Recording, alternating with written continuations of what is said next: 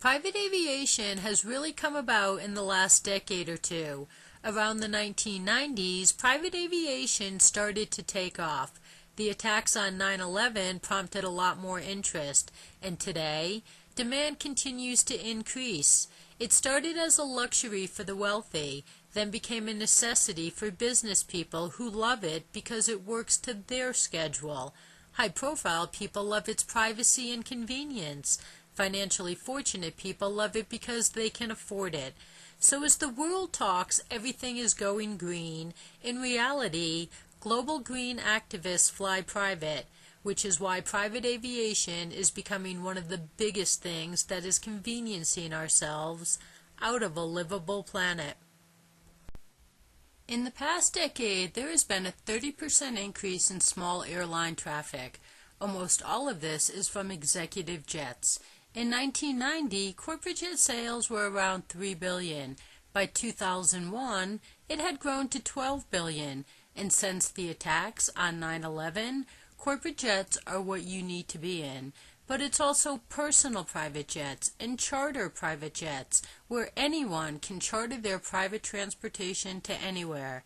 So as the world is screaming louder for more desperately needed environmental solutions, every day the world continues to expand on more and more environmentally abusive things. It doesn't help when some of the biggest green voices abusively fly private. The benefits of private aviation are being able to fly where you want, when you want, even in a moment's notice. Then your car can drive right up to the plane 10 minutes before takeoff. Security is much less intrusive. Lost luggage isn't in private aviation's vocabulary. Private aviation can also avoid commercial airports, landing at smaller airports everywhere, closer to the final destination, saving even more time. It's also more comfortable, with space, legroom, bedrooms and offices. The one thing it isn't is going green. The sky is the limit with the luxuries a private jet can include. Spacious seating and legroom is the base model that gets expanded to bars and bedrooms or offices. There are also private stewardesses who make the flight comfortable.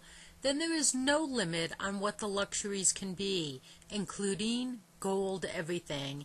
It is reported that a sultan bought a jet for at least $100 million and then spent $120 million on the interior of the plane, including such features like solid gold and crystal wash basins.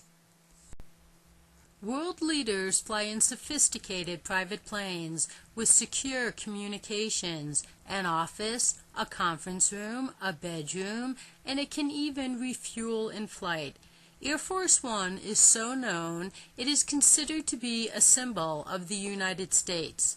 For security, there is a decoy plane, which will someday be increased to 2, then 3 decoys, emitting multiple times the greenhouse gas emissions and pollutants.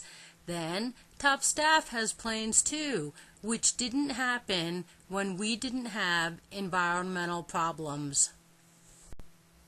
When we think private aviation, we think jets, but helicopters do a lot of private aviation too.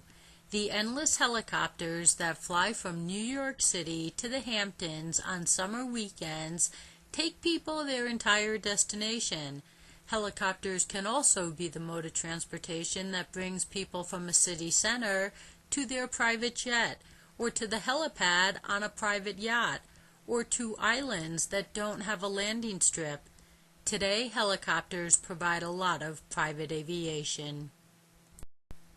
To end private aviation, the world needs real White House leadership, like significantly minimizing its plane fleet and encouraging the world to follow its lead, or high-profile people like Al Gore, Bobby Kennedy, Richard Branson, Arnold Schwarzenegger, or Ted Turner could take the lead, grounding their private jets, finally doing something environmental instead of screaming how much it is needed.